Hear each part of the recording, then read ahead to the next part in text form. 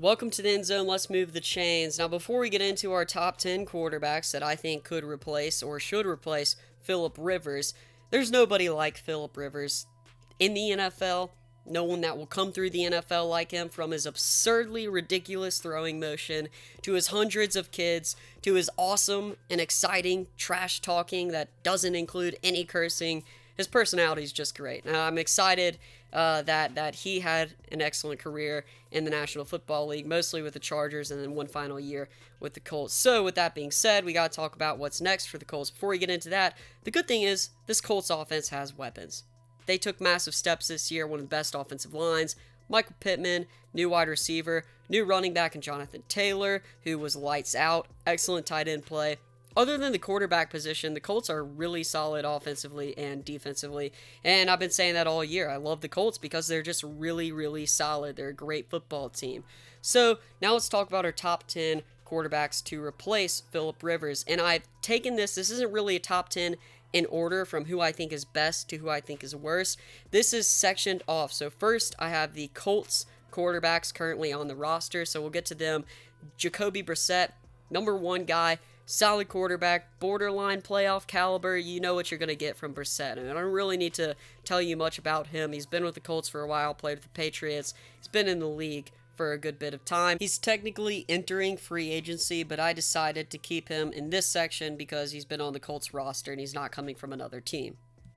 Number two, Jacoby Brissett. He's also on the roster. He's a former 5-star quarterback, got a strong arm, a little bit of a risk taker, needs improvement on decision making, going through his progressions.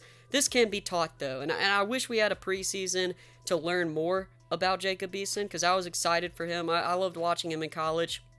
I think he's a pretty good quarterback, but we don't really know the steps that he's taken. We don't know how good he has gotten under Frank Reich and the Colts. So that being said, Jacoby Brissett and Jacoby Brissett are the two quarterbacks on the Colt roster. Now let's talk about the draft. So I have three guys that I think that the Colts could potentially draft. Probably going to have to trade up to get a quarterback, realistically here. But number three, Mac Jones, if he falls to the 20s. Unlikely that that's going to happen, but if he does, I think that's a pick you got to make or got to have. Possibly, again, you could trade up to get Mac Jones. Number four, Kyle Trask. That's more likely to make it in this 20s range, but it depends on how confident Indianapolis is on Eason. They're going to have to evaluate Eason and Trask and compare the two. You know, is it worth getting another quarterback like Kyle Trask, who's not necessarily as good as Mac Jones or the other quarterbacks in the top 5 in the NFL draft? But, it's really up to the Colts here. Number 5, got Trey Lance. Again, most likely going to be a trade-up situation, or Zach Wilson. He could fit in there. I highly doubt they're going to be able to get enough to get Zach Wilson. But, again, most likely a guy that they're going to have to trade up. Now we're moving on to trade pieces. So, quarterbacks they can obtain through trade or signing in free agency. So, let's talk about Carson Wentz, another guy from North Dakota State here. Seems like a no-brainer. Frank Reich coached Wentz in Philadelphia when Wentz was good. The thing about Carson Wentz is, if the Colts can get him in the middle between the MVP and the disastrous season he had this year, that's a pretty good quarterback in my opinion.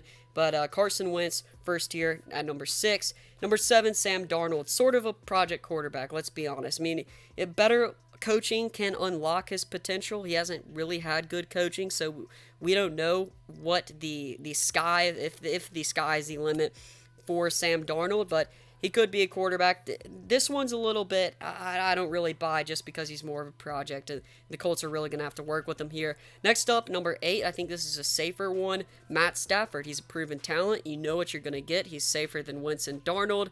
And Matt Stafford, he's a vet. He's a guy who is kind of almost like the Phillip Rivers situation. You're getting a guy who can win games. Number 9, I have Jameis Winston. So this all depends on if New Orleans goes all in with Taysom Hill, if they draft another quarterback, what they decide to do. I trust New Orleans is going to make the best decision. I think the coaches know what they're doing. Jameis Winston, he had opportunities to learn behind Drew Brees and the Saints organization. Hopefully he comes back a better quarterback and is less reckless with the football. I think that's definitely a possibility here. Number 10 is the ultimate quarterback. It's Deshaun Watson. They're going to have to roll out the red carpet for Deshaun Watson here, give up a lot to get a lot. And this would automatically, I think, make the Colts probably, a top 3 team in the NFL, top 4, top 5 in that range. If they get Deshaun Watson, he's that good. He elevates this Colts program and makes them that much better. I'd love to know your opinions. Were there any quarterbacks that I left out, and who do you think the Colts should go after? Thanks for watching the End Zone. Make sure to like, subscribe, and comment so we can move the chains.